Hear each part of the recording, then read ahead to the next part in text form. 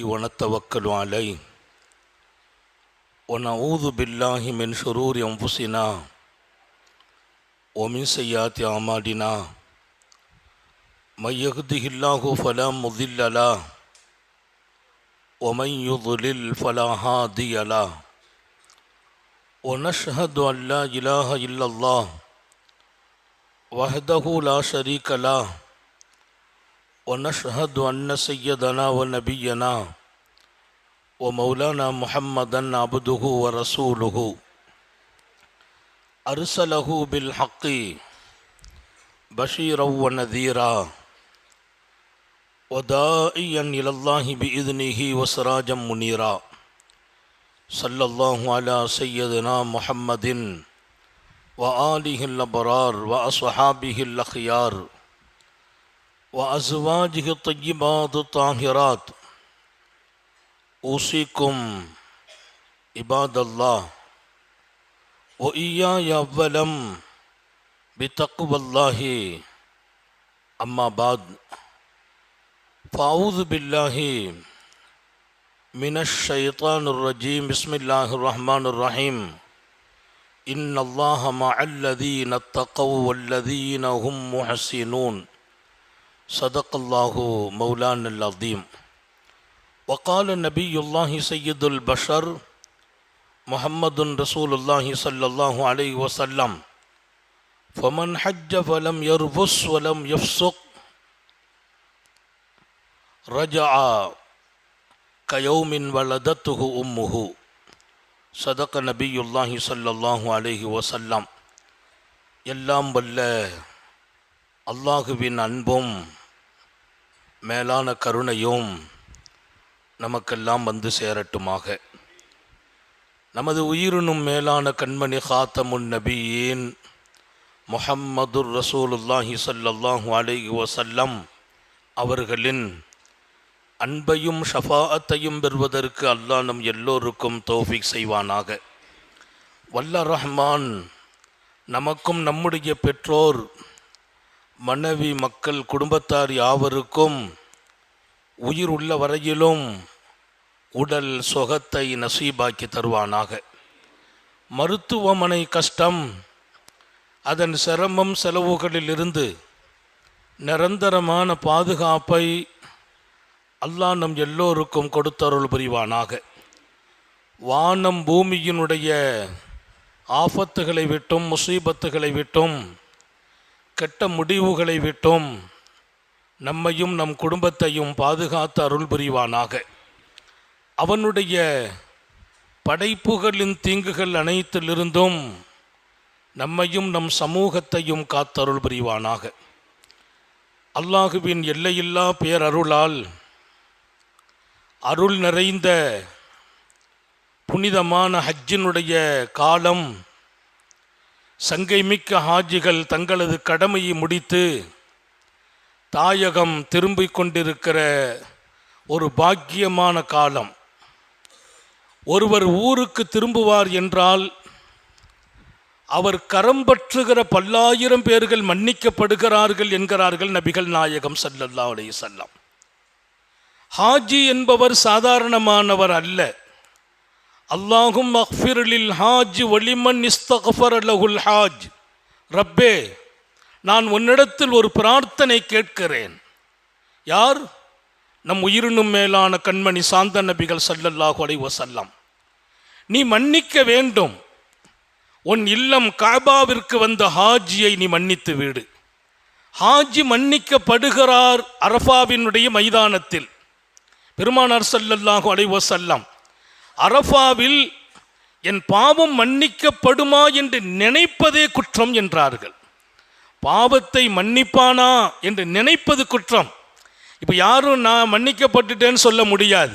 ஒரு ஹாஜி சொல்லணும், நான் மன்னிக்கப்பட்டேன். ஏன்? நீ பாவமற்றவராக அரஃபாவில் ஆக்கப்படுகிறாய் என்கிறார்கள். முழுக்க முழுக்க பாவம் மன்னிக்கப்பட்ட மனிதர் ஒருவரை பார்க்க வேண்டுமா? ஹாஜியை பாருங்கள். ஹஜ்ஜு முடித்த அடுத்த தருணம் மொத்த பாவமும் மன்னிக்கப்பட்டிருக்கிறார். இன்னும் ஒரு பக்கம் ரசூலுல்லாஹி ஸல்லல்லாஹு அலைஹி வஸல்லம் அவர் தாயகம் திரும்புவார் அன்று பிறந்தவரை போல் என்கிறார்கள். இன்னும் ஒரு அழுத்தம். அது பாவமன்னிக்கப்பட்டார் என்பதை தாண்டி அன்று பிறந்தவர் ரஜா கயௌமின் வலதத்துஹு உம்முஹு, அவர் தாய் அவரை பெற்ற நாள் எப்படி? அவர் பாவமறியாத பாலகர் அல்லவா? பாவமறியாத பாலகரை இந்த மண்ணில் பார்க்க வேண்டுமா? ஒரு ஹாஜியை பாருங்கள் என்றார்கள் நபிகள் நாயகம் ஸல்லல்லாஹு அலைஹி வஸல்லம். உங்களுடைய கவனத்தில் நான் பதிவு செய்கிறேன், உலகத்தில் நிகரில்லாத ஒரு வணக்கம் அது ஹஜ்ஜினுடைய வணக்கம். ஹஜ்ஜி என்பது மனிதனை மனிதனாக மாத்திரமல்ல, புனிதனாக, அன்று பிறந்தவனாக. ஆச்சரியம் என்ன தெரியுமா? எங்களோடு ஹஜ்ஜி வந்த பல பேர்களில் ஒருவர் அரஃபாவை முடித்தார். மினாவினுடைய மைதானம் வருகிறார். இரவிலே முஸ்தலிஃபாவிலே தங்கினார். காலையில் தஹஜ்ஜத்தை முடிக்கிறார். சுபுகோடு காபாவிலே சென்று தவாஃபை ஜியாரா செய்ய வேண்டும். மற்றவர்கள் எல்லாம் புறப்படும் போது நான் கொஞ்சம் ஓய்வெடுக்கிறேன் என்றார். ஓய்வெடுத்து கொண்டிருக்க அவர்கள் அங்கே ஜியாராவை முடித்துவிட்டு தவாஃபை முடித்துவிட்டு இங்கே வந்தால் அவர் படுத்த இடத்திலேயே வஃபாத்தாகி இருக்கிறார். அவர் அரஃபாவை முடித்து விட்டார். அரஃபாவிலே மன்னிக்கப்படுகிறார். எப்படி மன்னிக்கப்படுகிறார்? அன்று பிறந்தவர். அல் ஹஜ்ஜு அரஃபா. ஹஜ்ஜி என்றாலே அரஃபா, ஹஜ்ஜி என்றாலே அரஃபா. ஸல்லல்லாஹு அலைஹி வஸல்லம் சொல்வார்கள், அரஃபாவை முடித்து முஸ்தலிஃபாவை முடித்து காபாவிலே தவாப் செய்ய வேண்டிய நேரம், கொஞ்சம் உடல் நலம், கொஞ்சம் சிரமம், ஓய்வெடுக்கிறேன் என்கிறார். அந்த ஓய்வில் வந்து பார்த்தால் படுத்த நிலையில் ரூஹு பிரிந்திருக்கிறது. நேரடியான சொர்க்கம் என்றார்கள் நபிகள் நாயகம் ஸல்லல்லாஹு அலைஹி வஸல்லம். இன்றைக்கு மக்காவிலே, காபாவிலே, மினாவிலே, அரஃபாத்திலே, முஸ்தலிஃபாவிலே நூற்றுக்கணக்கானவர்கள் மரணித்தார்கள் என்றால் அந்த மரணம் குறை சொல்லப்படுகிற மரணம் அல்ல, குற்றம் சாட்டப்படுகிற மரணம் அல்ல. அந்த மரணம் புனிதத்துவத்தை தாங்கி நிற்கிற ஒரு மரணம். பல பேர்களுக்கு பல காரணங்கள் சொல்லப்பட்டாலும் ஒரு உண்மை உங்களுக்கு தெரிய வேண்டும். எத்தனையோ ஹாஜிகள் ஊரிலிருந்து புறப்படும் போது நாங்கள் அங்கே மௌத்தாக வேண்டும் என்று நீயத்தோடு புறப்பட்டவர்களும் இருக்கிறார்கள். மரணம் என்பது அவர்களை தேடி வருகிறது. மௌத்தை கேட்கக்கூடாது, மௌத்தை கேட்கக்கூடாது. சய்யிதுனா ஸஅத் ரலியல்லாஹு அன்ஹு கேட்கிறார்கள் அல்லாஹ்விடத்தில், ரப்பே, இந்த காயம் ஹந்தக்கிலே ஏற்பட்டு இருக்கிறது, இந்த காயம் ஹந்தக்கிலே ஏற்பட்டு இருக்கிறது.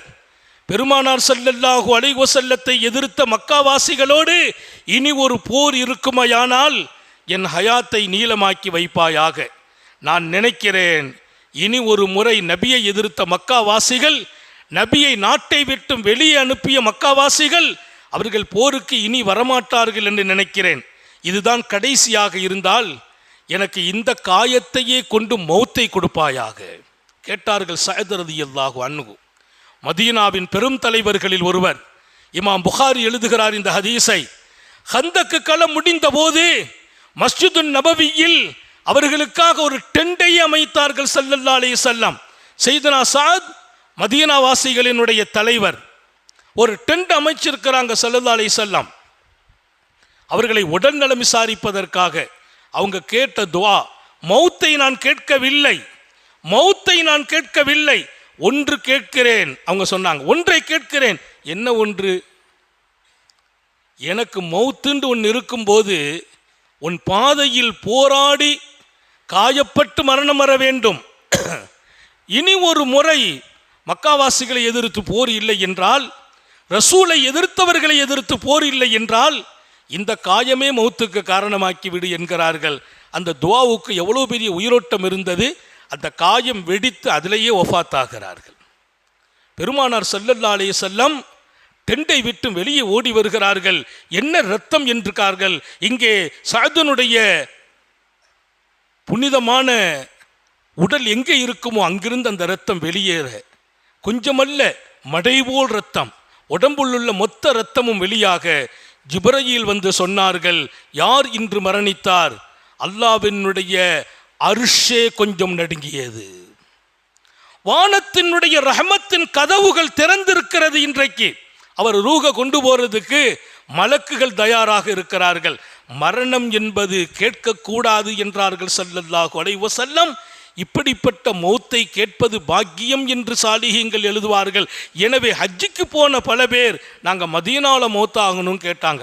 உமர் ரலியல்லாஹு தஆலா அன்ஹு அவர்கள் ஹஜ்ஜை முடிக்கிறாங்க.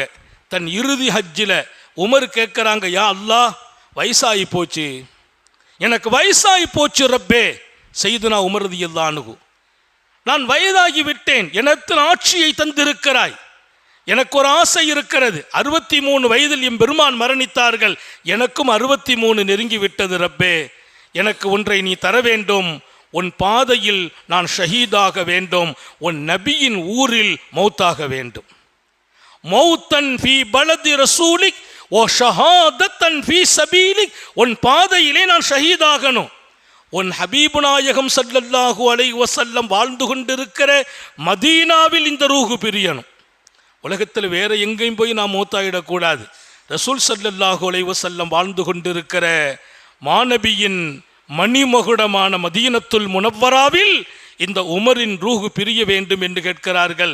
ஹஜ்ஜை முடிச்சிட்டு கொஞ்ச காலம்தான், சுபுஹ் தொழுகையில எதிரி ஒருவனால் குத்தப்பட்டு இரத்தம் வெளியாகி 3 நாள் அவர்கள் மயக்க நிலையில் இருந்து ஹஜ்ரத் உமர் ரலியல்லாஹு அன்ஹு ஷஹீதாக்கப்படுகிறார்கள். மதீனாவில் மாநபியின் அருகாமையில் அடக்கப்படுகிறார்கள். கேட்ட துவா மிகப்பெரிய பவர்ஃபுல்லான துவா. சாலிஹீன்களின் துஆவோடு அல்லாஹ்வின் நெருக்கம் இருந்தது. சாலிஹீன்களின் துஆவோடு அல்லாஹ்வின் அங்கீகாரம் இருந்தது. அவர்கள் கேட்ட உணர்வு மகத்தானது. கடமைக்கு கேட்கறது இல்லை, மக்காவுக்கு போனாங்க மௌத்தாயிரணுமே அப்படின்ற ஒரு பரக்கத் அப்படிலாம் இல்லை. பலமாக உறுதியாக அந்த இதய துடிப்பு தான் அல்லாஹ் பார்க்கிறான். அல்லாஹ் கோலத்தையா பார்க்கிறான்? அவன் கோலத்தை பார்ப்பதே இல்லை. இன்னல்லாஹ லா யன்துரு இலா சுவரிக்கும், அல்லாஹ் உங்கள் கோலத்தை பார்ப்பதில்லை. வலாக்கின் யன்துரு இலா அமாலிக்கும், அல்லாஹ் உங்கள் வணக்கம், உங்கள் குணம், உங்கள் உள்ளம், உங்கள் எண்ணம் அவன் பார்வைக்கு சொந்தம் என்கிறார்கள் சர்க்காரை ஆலம் ஸல்லல்லாஹு அலைஹி வஸல்லம். இன்றைக்கு மதீனா முனவ்வரா லட்சோப லட்ச ஹாஜிகள் அடக்கம் செய்யப்படும் இடமாக மாறியிருக்கிறது. ஏன்? பல சாலிஹீங்கள் ஜன்னத்துல் பக்கியில் நாம் அடக்கமாக வேண்டும் என்று துஆ கேட்டு பெற்றிருக்கிறார்கள். இமாம் மாலிக் ரஹ்மத்துல்லாஹி அலைஹ் மதீனாவின் பேரரசர், மஸ்ஜிது நபவியின் பெரும் இமாம், லட்சோப லட்ச மாணவர்களை உருவாக்கிய இமாம், இமாம் ஷாஃபி போன்றவர்கள் அவர்களுக்கு முன்னால் பாடம் படித்தவர்கள்.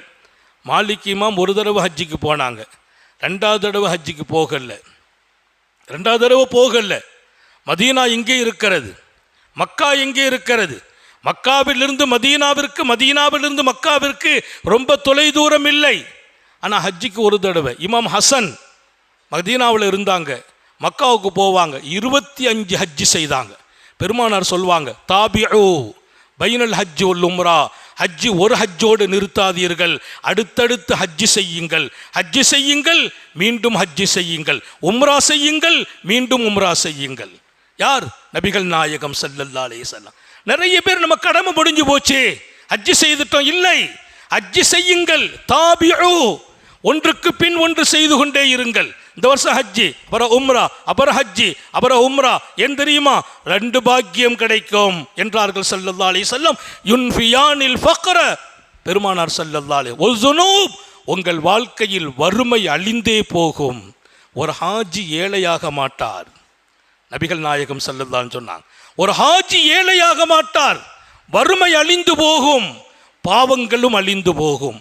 பாவத்தை அழிக்கிற, வறுமையை அழிக்கிற ஹஜ்ஜை உம்ராவை தொடர்ந்து செய்யுங்கள் என்றார்கள் ஹாத்தமுன் நபியின் ஸல்லல்லாஹு அலைஹி வஸல்லம். அந்த ஹதீஸை கொண்டு ரசூல் ஸல்லல்லாஹு அலைஹி வஸல்லத்தின் பேரர், சுவனத்தின் வாலிபர்களுக்கெல்லாம் தலைவர் இமாம் ஹசன் 25 ஹஜ்ஜி செய்தாங்க, 25 தடவை. ஆனால் இமாம் மாலிக் ஒரு ஹஜ்ஜோடு முடிச்சுக்கிட்டாங்க. இமாம் மாலிக் ஒரு ஹஜ்ஜி தான், அடுத்த ஹஜ்ஜிக்கு போகல. அவங்க சொன்ன காரணம் ஒன்று, ஒரே ஒரு உத்தரவாதம் எனக்கு கிடைக்க வேண்டும். மக்காவுக்கு போகிற வழியில் மௌத்தாயிடக்கூடாது, மக்காவில் போய் மௌத்தாயிடக்கூடாது, பயணங்களில் மௌத்தாயிடக்கூடாது. எனக்கு ஆசை இருக்கிறது, நான் மதீனாவில் மௌத்தாக வேண்டும், ஜன்னத்துல் பக்கியில் அடக்கமாக வேண்டும், பெருமானாரோடு அல்லாஹ் எழுப்பும் போது எழுந்திருக்க வேண்டும் என்று ஆசைப்பட்டார்கள் இமாம் மாலிக். அதனால் ஹஜ்ஜிக்கு போகல. ஒரு ஹஜ்ஜிக்கு அடுத்து இன்றைக்கு ஜன்னத்துல் பக்கியில் நுழைந்தால் முதல்ல அந்த பக்கத்தில் இமாம் மாலிக் அடக்கமாயிருக்கிறார்கள். ஜன்னத்துல் பக்கியிலே ஆசைப்பட்டவர்கள் லட்சோப லட்ச இமாம்கள், புரிந்து கொண்டார்கள். மாநபியின் மதீனாவும் ஜன்னத்துல் பகியும் எத்தனை பாக்கியம். ஆயிரக்கணக்கான சஹாபாக்கள் வாழ்ந்து கொண்டிருக்கிற இடம் ஜன்னத்துல் பகி. அங்கே நாம் வாழ வேண்டும் என்று ஆசைப்பட்டவர்கள் எத்தனை. இன்றைக்கும் சாலிஹீன்கள் ஆசைப்படுகிறார்கள். எனவே மக்காவில் ஹஜ்ஜிலே நடந்த மௌத்தை நீங்கள் அலட்சியமாக நினைக்க வேண்டாம், அதை குறையாக நினைக்க வேண்டாம். அந்த அரசாங்கத்தினுடைய அலட்சியம், இந்த அரசாங்கத்துடைய அலட்சியம் இல்லை, அது ஏதோ தப்பு நடந்து போச்சு, இல்லை. ஆசைப்பட்டவர்கள் மரணித்திருக்கிறார்கள், துஆ கேட்டவர்கள் மரணித்திருக்கிறார்கள். இன்னொரு பக்கம் அந்த மரணம் அவர்களை சொர்க்கத்திற்கு தேர்ந்தெடுத்திருக்கிறது. ஹஜ்ஜை முடித்து மௌத்தானவர் சொர்க்கவாசி. எவ்வளவு பெரிய பாக்கியம். அது குறை சொல்வதா? நம்ம பல பேர் அங்கே இப்படி மௌத்தா போனாங்க, அரசாங்கம் கொஞ்சம் அலட்சியமாக இருக்கிறாமே. எந்த அரசாங்கத்தாலும் போகும் மௌத்தை நிறுத்த முடியுமா? என்ன அலட்சியம்? இல்லை. மரணம் என்பது மனிதனுக்கு சொந்தம், வந்தே தீரும். அது பாக்கியமாக வரும்போது அதற்கு வாழ்த்து சொன்னவர்கள் எத்தனை. நான் சொன்ன பாருங்க, மௌத்தாயிட்டாரு, அவங்க மனைவி கூட இருக்கிறாங்க, அந்த அம்மா கூட இருக்கிறாங்க.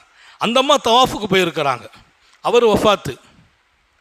உடனே அந்த அம்மா வந்தாங்க, ரொம்ப கவலைப்படலை. அல்ஹம்துலில்லாஹ், அல்லாஹு தாலா என்னுடைய கணவரை சொர்க்கத்துக்கு தேர்ந்தெடுத்து விட்டான். அப்போ சொன்ன, இப்போவே நீங்கள் இத்தாவில் இருந்துருங்க, வாங்க அமல் செய்யுங்க, எல்லா அமலும் செய்யுங்க, முகத்தை மூடிக்கங்க, அந்நிய ஆட்களோடு கொஞ்சம் பழக ஆண்ட, பேச வேண்டாம். அந்த சூழ்நிலை அங்கே அப்படி தான் இருக்கும். மக்காவிலே இத்தாவை தொடர்ந்தாங்க.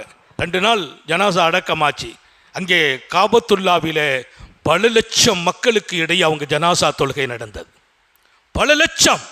ஒருவர் மன்னிக்கப்படுவதிலே இன்னொரு அர்த்தம், அவங்க ஜனாசாவில் நிறைய மக்கள் கூடணும். அதனால தான் ஜனாசாவை பெரும்பாலும் தொழுகைக்கு கொண்டு வர்றது. சில நேரத்தில் சொல்லுவாங்க, காலையில் 10 மணிக்கு ஜனாசா வருது, நான் உடன்பட மாட்டேன், லொஹருக்கு கொண்டு வாங்க, அசருக்கு கொண்டு வாங்க. ஏன்? மக்கள் கூட்டம் கூடினால் அவர் மன்னிக்கப்படுகிறார். ஆனால் நிறைய பேர் அது புரியணும். மேக்சிமம் ஜனாசாவை தொழுகை நேரத்தில் கொண்டு வருவதுதான். இன்றைக்கு 2 ஹரமிலும் காபாவிலும் எப்போ மௌத்தா போகிறாங்களோ சீக்கிரமாக ரெடி பண்ணுவாங்க, தொழுகைக்கு ஹரமுக்கு வந்துடும். ஹரமுடைய தொழுகை எவ்வளோ பெரிய பாக்கியம். எத்தனை லட்சம் பேர்கள் அந்த ஜனாசாவிலே கலந்து கொள்கிறார்கள். அது அவர்களுடைய மன்னிப்புக்கு மிகப்பெரிய ஒரு பலம் சேர்க்கிறதே இல்லையா? எனவே சங்கை மிக்கவர்களே, இந்த ஆண்டு ஹஜ்ஜி கொஞ்சம் வெயில் கூடுதல் எல்லாம் இருந்தது. அதை தாண்டி அல்லாஹ் பல பேர்களை தேர்ந்தெடுத்து கொண்டான். பெருமானார் ஸல்லல்லாஹு அலைஹி வஸல்லம் சொன்ன வார்த்தை, ஒரு ஹாஜ் மன்னிக்கப்படுகிறார், ஹாஜை வரவேறுங்கள். அவர் யாருக்காக மன்னிப்பு கேட்பாரோ அவர்களையும் அல்லாஹ் நீ மன்னிப்பாயாக. இப்போ ஒரு ஹாஜியினுடைய கையை ஒருத்தர் பிடிச்சிட்டார், அவர் சொல்றார், அல்லாஹ் உங்களை மன்னிக்கட்டும், நீங்கள் மன்னிக்கப்படுவீர்கள். மன்னிக்கப்படுவீர்கள் அல்ல, பட்டுவிட்டீர்கள். ஏன்? நபிகள் நாயகம் ஸல்லல்லாஹு அலைஹி வஸல்லம், ஹாஜி ஒருவர் மன்னிக்க வேண்டும், அல்லாஹ் அவரை மன்னித்து விடு என்று இந்த ஹாஜி கேட்டா அந்த துஆவை நீ கபூல் செய். ஒரு ஹாஜிக்கு மன்னிப்பு, ஹாஜி யாருக்காக மன்னிப்பு கேட்பாரோ அவர் மன்னிக்கப்படுகிறார். நான் காபாவில் போனால் எப்போது உள்ள பழக்கம், காபாவை பார்த்த உடனே கேட்குற துவா, எனக்கு பின்னால் நின்று ஆமீன் சொன்னவர்களுக்கெல்லாம் ஹஜ்ஜை நசீபாக்குவாயாக, எனக்கு பின்னால் நின்று தொழுதவர்களுக்கெல்லாம் ஹஜ்ஜை நசீபாக்குவாயாக, என்னுடைய பயானை கேட்டு வாழ்க்கையை மாற்றியவர்களுக்கு ஹஜ்ஜை நசீபாக்கு. எவ்வளவு நம்ம கூட யார் தொடர்பில் இருக்கிறாங்களோ அதனால் ஒரு நம்பிக்கை இருக்குது, அல்லாஹ் நம்ம எல்லாருக்கும் ஹஜ்ஜை நசீபாக்குவான். எப்போ போனாலும் கடமை. நம்ம பின்னால் இன்றைக்கு 40 ஆண்டுகள் நீங்கள் தொழுகிறீர்கள், இங்கே ஓராண்டல்ல 40 ஆண்டுகள் இமாமாக நிற்கிறேன். 40 ஆண்டுகள் பின்னால் நின்று தொழுதவர்கள், பயான் கேட்டவர்கள், வாழ்க்கையை மாற்றியவர்கள் எவ்வளவு மக்கள், அவ்வளவு பேர்களுக்கு நம்ம கடமைப்படுகிறோம். காபாவில் எங்கெல்லாம் துஆ ஒப்புக்கொள்ளப்படுமோ அங்கெல்லாம் கேட்டோம். நம்மோட இருக்கிறவர்களுக்கு ஹஜ்ஜ நசீபாக. மற்றது நம்ம என்ன கேட்கறது?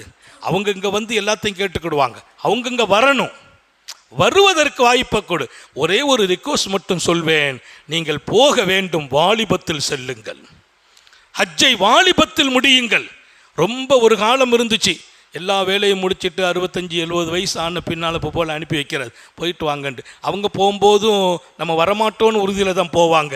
அதையெல்லாம் இல்லை. இப்போ இளமை ரொம்ப முக்கியம். ஒரு கூட்டம், பெரிய கூட்டம், முன்னால் ஒரு 2 லட்சம் பேர் போகிறாங்க, பின்னால் 2 லட்சம் பேர் வர்றாங்க. நான் மத்தியில் போயிட்டு இருக்கிறேன், அதான் நிலை. கல்லடிக்க போகணும், இங்கே 2 லட்சம் பேர் போவாங்க, இங்கே 2 லட்சம் பேர் பின்னால் வருவாங்க. அப்போ அதை பார்த்துட்டு இவருக்கு இந்த கூட்டத்தை பார்த்தா சில பேருக்கு எமோஷன் ஆகிடும், ஒரு மயக்கம். நம்ம என்ன செய்ய முடியும்? இந்த கூட்டத்தை தாண்டிட முடியுமா? பின்னால் திரும்பி போக முடியாது, இங்கே இவ்வளோ பெரிய கூட்டம் இருக்கிறாங்களே. அப்போ இதையெல்லாம் தாங்கும் சக்தி ஒரு வாலிபம் மிக முக்கியம்.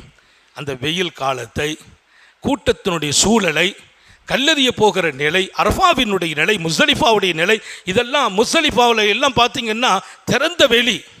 ராத்திரி நாங்கள் போய் இறங்குறோம், ரெண்டு பக்கம் மலை, கூட்டம் உள்ளே போயிட்டு அதிகாரிகள், காவல் அதிகாரிகள் என்று அனுப்பி விடுறாங்க. ட்ரெயினில் இறங்கினோன்னு உள்ளே போங்கன்றாங்க. இந்தியா பூரா இந்த பக்கம் போங்கங்கிறாங்க, பங்களாதேஷ் இந்த பக்கம் போங்கங்கிறாங்க. அப்படி உள்ளே இறங்கி வந்துட்டோம், போயிட்டே இருக்கிறோம். நம்ம கூட ஒரு பெரிய குரூப்பும் வர்றாங்க. போனால் ஒரு குறிப்பிட்ட இடத்துக்கு மேலே போக முடியலை. ஏற்கனவே போனவங்க ரிட்டர்ன் ஆகிறாங்க. அது மக்காவில் அனுமதிக்கவே மாட்டாங்க. போனவங்க திரும்பினால் அது டேஞ்சர். ஏன்? இந்த பக்கம் 2-3 லட்சம் பேர் வர்றாங்க, முன்னால் 2-3 லட்சம் பேர் போயிருக்கிறாங்க. அவங்க திரும்பினால் இவங்க இங்கே திரும்ப முடியாது, இங்கே வந்துக்கிட்டு இருப்பாங்க. இதில் மூச்சு திணறல் ஏற்படும். அதனால் போனவங்க ரிட்டர்ன் ஆக அனுமதிக்க மாட்டாங்க. ஆனால் என்ன ஆகி போச்சு, அங்கே கூட்டம் முடிஞ்சு போச்சு. எங்கே படுக்கணுமோ எல்லா இடத்துலையும் மக்கள் படுத்துட்டாங்க. இதுக்கு மேலே உள்ள என்ட்ராக முடியலை. இப்போ அதில் நானும் நிற்கிறேன். இது மிட் நைட் இல்லை, ஒரு 8 மணி 9 மணி. இப்போமெல்லாம் முஸ்தலிஃபாவுக்கு வந்துட்டு இருக்கிற நேரம். ராத்திரி 12 மணிக்கு வந்து படுக்க வருவாங்க. அந்த துவக்க நேரத்தில் கூட்டம் பறக்கத்தான் வந்திருக்கு, உள்ளே போயிட்டாங்க. அப்போ அவங்க ஒரு கனெக்ட் பண்ணி தான் அனுப்புனாங்க. இருந்தாலும் அதை தாண்டி அந்த கூட்டம் ரிட்டன் ஆக நாங்கள் மத்தியில் நிற்கிறோம். இங்கே போகவா அப்படி இங்கிருந்து வந்துட்டு இருக்கிறாங்க. அப்படி நின்றுட்டாங்க எல்லாரும். ஒரு 2 நிமிஷம் தான் இருக்கும். அங்கே மேலே சுற்றிக்கிட்டே இருப்பாங்க, ஹெலிகாப்டரில் சுற்றிக்கிட்டே இருப்பாங்க. மெசேஜ் பதிவு பண்ணிட்டாங்க. உடனே வந்தாங்க போலீஸ் பல பேர். அவங்களுக்கெல்லாம் வண்டிலாம் இல்லை, பாஞ்சு ஓடி வந்துடுவாங்க. 10-30 பேர் ஓடி வந்தாங்க. வந்து அப்படி உள்ள பேரிக்கட்டை தூக்கி வச்சு, இந்த பக்கம் உள்ளவங்க அந்த பக்கம் வர முடியாமல், அந்த பக்கம் உள்ளவங்க இந்த பக்கம் வர முடியாமல், அங்கிருந்து வேகமாக உள்ள தகவல் கொடுத்து என்ட்ரன்ஸ்லேயே யாரையும் உள்ளே விடாமல் ஒரு 2 நிமிஷம் சரி செய்யப்பட்டுச்சு. அப்போ என்ன பண்ணாங்க, யார் எங்கே நின்னீங்களோ அங்கே உட்காருங்கன்றாங்க. அப்படியே உட்காருங்க. கொஞ்சம் ஒரு 2 நிமிஷம் கழித்து அங்கங்கே கொஞ்சம் பிரித்து விட்டு, அங்கே இடம் இருக்கு போங்க, இங்கே இடம் இருக்கு போங்க. எங்கே படுக்கிறது? நடைபாதையிலே படுக்க வேண்டும். நடைபாதையில் படுக்க வேண்டும். பாய் இல்லை, தலையணை இல்லை, மேலே முகடுகள் இல்லை. அதான் முஸ்தலிஃபா, ரப்பின் அடிமைகள் என்பதை தீர்மானிக்கும் இடம். நான் அப்படி பார்த்து படுக்கவில்லை. நபி பெருமானார் படுத்த இடம், சஹாபிகள் படுத்த இடம், வலிமார்கள் படுத்த இடம். இந்த மாதிரி சூழ்நிலைகளை ஏற்கிற அளவிற்கு உடம்புல வலிமை வேணும், ஆரோக்கியம் வேணும். பாத்ரூம் போகணும்னு நினச்சிட்டோம்னா சங்கடமாக போயிடும், போக முடியாது. ஏன்னா பாத்ரூம் இருக்குது, நம்ம எல்லாம் ஒரு முக்கியமான இடத்துல மாட்டிக்கிட்டோம், ஒன்றும் பண்ண முடியாது. உடனே என்ன பண்ணாங்க, டப்புன்னு அங்கங்கே உட்கார வச்சாங்க. கொஞ்சம் ரிலீஃப் ஆன உடனே அங்கே இடம் இருக்கு போய் படுங்க, இங்கே இடம் இருக்கு போய் படுங்க. உள்ளே என்ட்ராகிறத ஒரு நிப்பாட்டிட்டாங்க. நிப்பாட்டிட்டு ஏற்கனவே கொஞ்சம் இடம் அந்த பக்கம் பாக்கி அனுப்பி விடுறாங்க. 2 மலைக்கு மத்தியில் புதிய பாதை அது. ட்ரெயினில் வந்து இறங்குறவங்களை பூரா அங்கே அனுப்பி விடுறாங்க. மூச்சு திணறலுக்கான வாய்ப்பு ஸ்டாப் பண்ணுறாங்க. என்ன அரசாங்கம் அலட்சியம், மிகப்பெரிய கவனம். ஒருவருக்கு உடல்நலம் குறைவா ஓடி வந்துருவாங்க, ஒருத்தர் மயங்குறாரா ஓடி வந்துருவாங்க, டப்புன்னு தூக்கிட்டு போயிடுவாங்க. அதையெல்லாம் தாண்டி சில இடங்களில் யாரும் இருக்க மாட்டாங்க, மயக்கமாகறாங்க, தூக்கிறதுக்கு ஆள் இல்லை.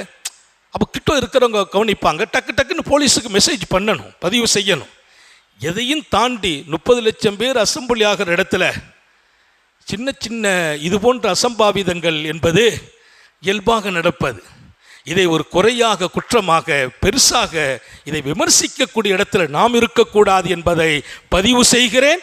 பாக்கியமான மரணம் பல பேர்களுக்கு கிடைத்திருக்கிறது. இன்னும் பல பேர் துஆவை கொண்டு பாதுகாக்கவும் பட்டிருக்கிறார்கள். பல பேர் மௌத்தாகணும்னு ஆசையில் வந்தவர்களுக்கும் மரணம் அங்கே ஏற்பட்டு இருக்கிறது. இதையெல்லாம் தாண்டி அல்லாஹ் ரப்புல் ஆலமீன் எல்லோருக்கும் மன்னிப்பை நசீபாக்கினான். ஹாஜிகள் புனிதம் பெற்று திரும்புகிறார்கள். எனவே ஹாஜிகளை வரவேற்கிற இடத்தில் வாழுங்கள், அவர்களிடத்தில் முசாபா செய்யுங்கள். அவர்கள்தான் இங்கே நடமாடுகிறவர்களில் மன்னிக்கப்பட்ட மனிதர் என்று அல்லாவும் ரசூலும் அங்கீகரித்தவர்கள். இப்போ நான் துவா கேட்டேன், எனக்கு மன்னிப்பு கிடைக்கலாம், தொழுகையில் நோன்புல மன்னிப்பு கிடைக்கலாம், ஆதரவு வைக்கணும். ஹாஜி மன்னிக்கப்பட்டார் கன்ஃபார்ம் சொன்னார்கள் நபிகள் நாயகம். அல்லாஹ் சொன்னான்.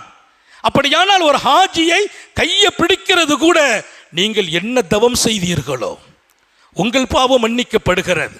எல்லாம் அல்ல அல்லாஹ் நம் எல்லோருக்கும் ஹஜ்ஜை நசீபாக்குவானாக, குடும்பத்திற்கு ஆக்குவானாக, நம்முடைய மனைவி மக்கள் அடுத்த தலைமுறைகளுக்கும் அந்த பாக்கியங்களை வழங்குவானாக. ஹாஜிகளை சந்திப்போம், முசாபா செய்வோம், அவங்கள்ட்ட சொல்லணும் எங்களுக்காக பாவ மன்னிப்பு கேளுங்க. ஏன்? அவங்க பாவ மன்னிப்பு உங்களுக்கு கேட்டால் நீங்கள் மன்னிக்கப்படுகிறீர்கள். ஏன்? ஆல்ரெடி அவங்க மன்னிக்கப்பட்டு விட்டார்கள் என்றார்கள் ஹாத்தமுன் நபியின் ஸல்லல்லாஹு அலைஹி வஸல்லம். எல்லாம் அல்ல அல்லாஹ் தன் பேரருளை கொண்டு நம்மை பொருந்திக் கொள்வானாக. எல்லா வகையிலும் அவன் யாரை தேர்ந்தெடுத்தானோ அவர்களில் நமக்கும் நசீபை வழங்குவானாக. இந்த ஆண்டு ஹஜ்ஜு செய்த எல்லா ஹாஜிகளும் மன்னிக்கப்பட்டவர்களாக, அவர்களின் பாவங்களை குற்றங்களை பொறுக்கப்பட்டவர்களாக சலாமத்தோடு தாயகம் திரும்பச் செய்வானாக. இன்னும் திரும்பி கொண்டு இருக்கிறாங்க. கிட்டத்தட்ட இன்னொரு 20 நாள் ஹாஜிகள் வந்து கொண்டே இருப்பாங்க. அதான் முஹர்ரம் பிறை 9-10 வரைக்கும் ஹாஜிகளின் வருகை இருக்கும். எங்கெல்லாம் வருகை நடக்குமோ நாம் முசாபா செய்வோம், அவர்களிடத்தில் துஆவை கேட்போம். அவர்களை பாருங்கள், இந்த மண்ணில் நடமாடுகிறவர்களில் அல்லாஹ்வின் பேரருளை பெற்றவர்கள், பாவ மன்னிக்கப்பட்டவர்கள், பெருமானாரின் சுபச்செய்தியை பெற்றவர்கள், அன்று பிறந்தவர்கள் என்ற அடையாளத்துக்குரியவர்கள். ஹஜ்ஜிக்கு கூலி என்னான்னு கேட்டாங்க. ஹஜ்ஜிக்கு கூலி துன்யாவில் இல்லைன்னாங்க. ஹஜ்ஜிக்கு கூலி என்ன? துன்யாவில் இல்லை. அப்போ என்ன கூலி? ஹஜ்ஜிக்கு கூலி சொர்க்கம் என்றார்கள் ஸல்லல்லாஹு அலைஹி வஸல்லம். ஒரு ஹாஜிக்கு இங்கே என்ன கூலி கொடுக்க முடியும்? அரஃபா எப்படிப்பட்ட இடம், மினா எப்படிப்பட்ட இடம், முஸ்தலிஃபா எப்படிப்பட்ட இடம்? இங்கே கூலி இல்லை. ஹாஜிக்கு கூலி சொர்க்கம். சொர்க்கமே கூலியாக பெற்றவர்கள் ஹாஜிகள். ஆசைப்படுங்கள், மீண்டும் மீண்டும் நாம் ஹஜ்ஜிக்கு போக வேண்டும். அல்லாஹ் தௌஃபீக் செய்வானாக. நமது பிள்ளைகள், சந்ததிகள், நமது மனைவி, குடும்பம் யாவருக்கும் அல்லாஹ் இந்த பாக்கியங்களை வழங்குவானாக. நீண்ட நெடிய நாட்கள் நோய் நொடிகள் இல்லாமல் உடல் ஆரோக்கியத்தோடு மனநிறைவோடு இன்பத்தோடு அல்லாஹுவை நின்று வணங்கி வழிபட்டு வாழும் நசீபையும் பாக்கியத்தையும் எல்லாம் அல்ல அல்லாஹ் உங்களுக்கும் எனக்கும், நம்மை ஈன்றெடுத்த தாய் தந்தையர்களுக்கும், நமது மனைவி மக்கள், உற்றார் உறவினர் யாவருக்கும் கொடுத்தருள் புரிவானாக. நமது உயிரினும் மேலான கண்மணி ஹாத்தமுன் நபியின் சர்க்கார ஆலம் சுந்தர நபிகள் ஸல்லல்லாஹு அலைஹி வஸல்லம் அவர்களை கனவிலும் நனவிலும் கண்டுகளிக்கும் பெரும் பாக்கியத்தை அல்லாஹ் நம் எல்லோருக்கும் கொடுத்தருள் புரிவானாக என்ற நல்ல துஆக்களோடு உங்கள் எல்லோருடைய துஆவை ஆதரவைத்து உங்கள் எல்லோருக்காக ஹஜ்ஜிலையும் துஆ செய்திருக்கிறேன். அல்லாஹ் அந்த துஆவையும் அங்கீகரிப்பானாக. வாஹிரு தஅவானா அனில் ஹம்துலில்லாஹி ரப்பில் ஆலமீன். அஸ்ஸலாமு அலைக்கும் வரஹ்மத்துல்லாஹி வபரகாத்துஹு.